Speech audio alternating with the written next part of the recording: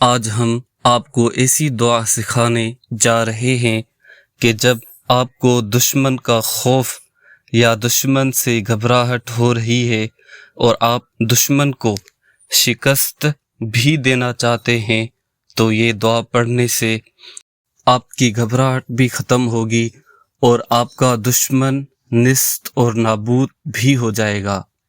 بسم اللہ الرحمن الرحیم۔ سیدنا ابو سعید خدری رضی اللہ تعالی عنہ سے مروی ہے، وہ کہتے ہیں ہم نے غزوہ والے دن کہا،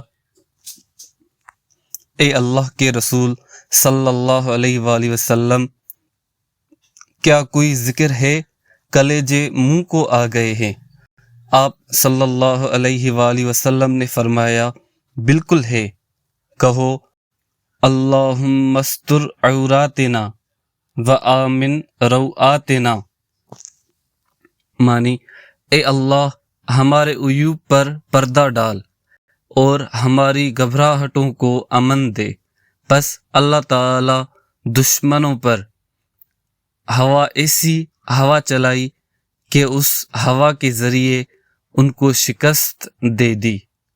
حدیث مسند احمد، حدیث نمبر 5578۔